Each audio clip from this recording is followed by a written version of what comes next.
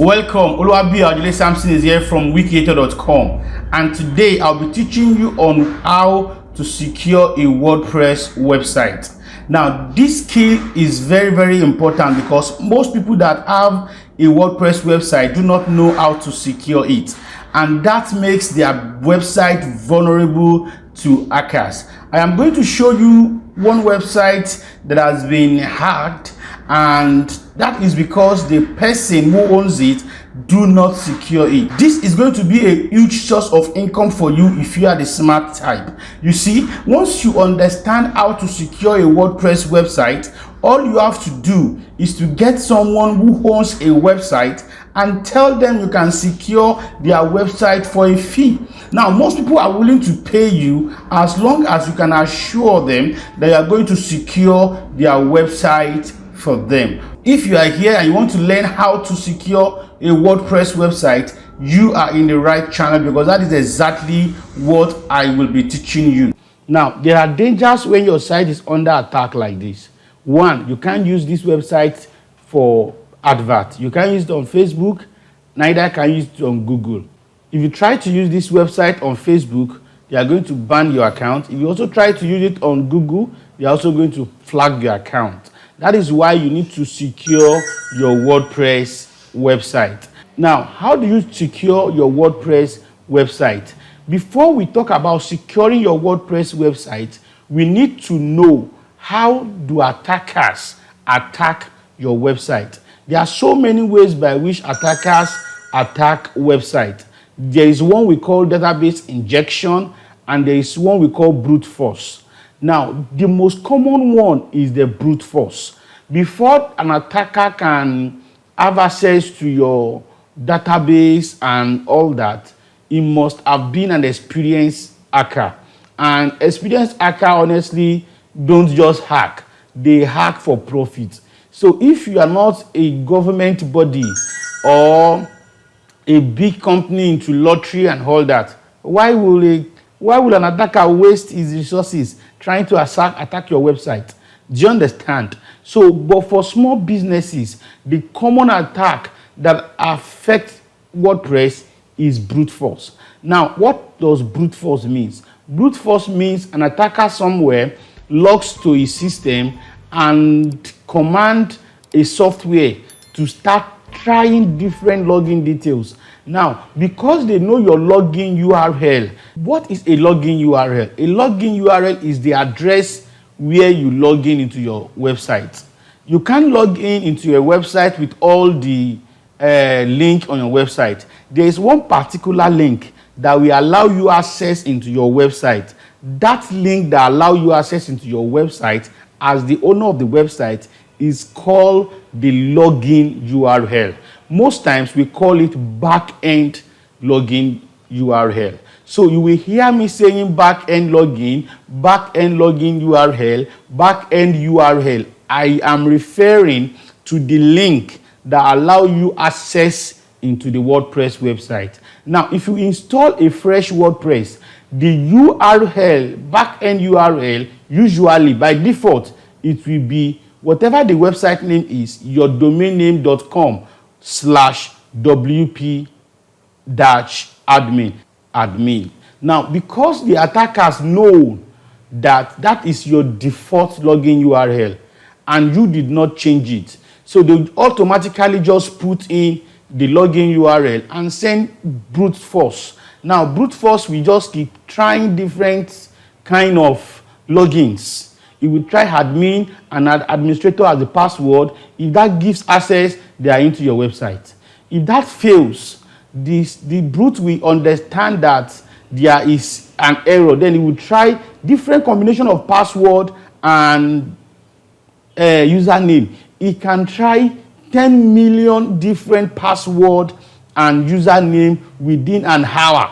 Now, imagine such computer sending brute force to your website. Definitely your website will just crash. Now, that is why you see most website crashes and this kind of error comes up. It means an attacker has hijacked this website. So the first thing you need to do to secure your website is to change your default login. Yes, once you change your default login and the attacker puts in your domain name /WP and is giving 404 error or is redirecting them to the home page, if it is not an attacker that really means business, they'll just let your website go. You have escaped 80% chances of hacking. So how do you change your WordPress default login? To change your WordPress default login, there are so many ways by which you can do this. But I'm going to be giving you the simplest approach that you can follow to get this done, even if you have never done it before. So let's check my website, wikietor.com. I want to go to my back end. Even if you have not visited this website before, I told you that the default login to the back end is /wp-admin. Do you see that? If you click enter, this will take me, okay, the website address is wrong. It's actually wikietor. Do you see? wikietor.com/wp-admin. If you click enter, this should take me to my back end login. Do you see that? It's going to take me to my back end login, which means my website is likely to be attacked. There are still chances for this website to be attacked. Do you understand? Because I have not changed the default login URL. And that is what I'm going to now, for you to understand, because you didn't see the password and the username. That was because I have logged in before this training. So let me go into Cognito. If you click here and you come into Incognito. Now, Incognito is a feature that comes with Google Chrome. It means it does not keep your history. It does not keep your browsing history. Whatever you do on Incognito disappears immediately. So let's try wikietor.com/wp-admin, my default login. See what it's going to bring. When this page loads, it should automatically bring me a page where I'm going to input my username and password. Do you see that? Now, if someone wants to attack this website, all he has to do is to submit my website, my URL, my login URL to his computer, and he will send brute force.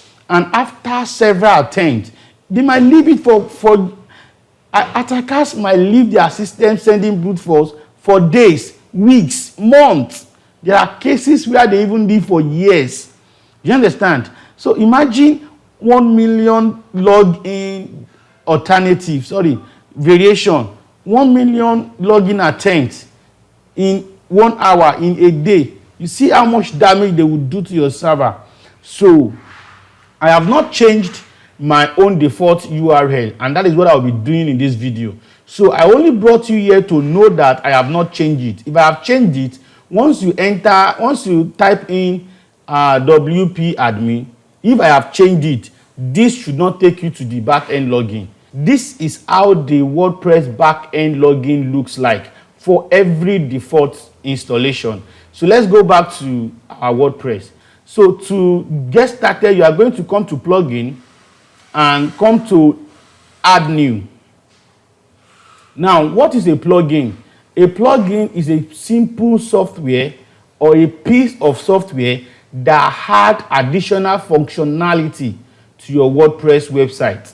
Once you have finished designing your WordPress website and you need additional functionality, just like we did now, you are just going to install a plugin. Once you install the plugin, the additional functionality will be added to your WordPress website. Now we are in the plugin section. Just click this search plugin and put in WP hide login.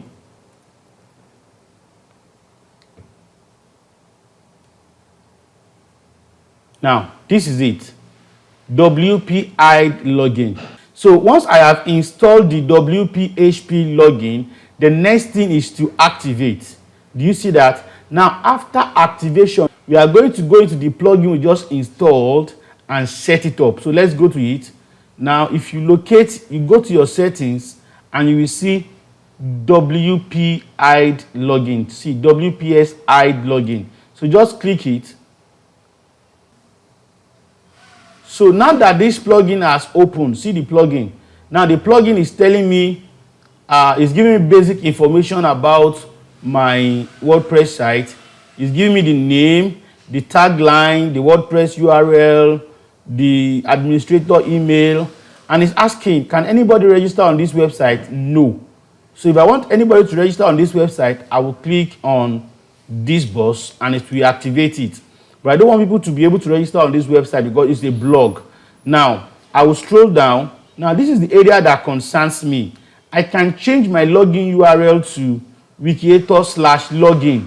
So instead of wikietor.com/wp-admin that I'm using now, it will now be wikietor/login.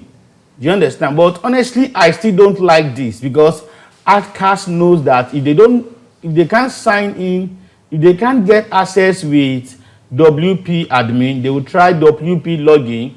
Sorry, they will try your website/login. If they still don't have access, they will try your website/sign in. Do you understand? If they still don't get access, they will try wikietor.com/sign-in. Do you understand? Instead of using all these common words, what I do is I will change this thing and I will probably change it to my middle name or the name of my street or the name of someone that is, if you don't know me deeply, you can't think of that name. Maybe my friend's middle name or my pet, something that I love. For instance, I will just change this to wikietor.com/shibi. Now, if you look at this, no Englishman will ever think I will use Shibi. Shibi means spoon. I don't even use the English name. Do you understand? Once I have done this, I will just click on save. Now, if I sign out of this account now, let's say I sign out. See, I'm signing out. If I sign out and, okay, I shouldn't have even signed out. Let me just come to incognito.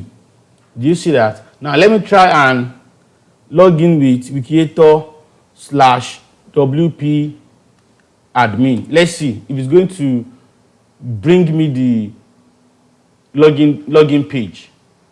Do you see? It's giving me error 404. Do you see that? Which means my login detail has been changed. Do you understand? So what I will do to get access as the owner of the site is to try wikietor.com/shibi. Do you understand? For me to gain access. Remember, I've changed it. So I'll just click on enter and you see it has bring me to the back end. Now I can put in my username and password. Then I will gain access. This is just a simple trick that could save you a lot of investment, and this can also make you a lot of money. I'll be going to proper website security in the future video. A quick one: if you have find value in this video, kindly subscribe to this channel, like and share, so that YouTube will know this content is valuable and it will be able to show it to others that may need it. See you in the next video. Love you.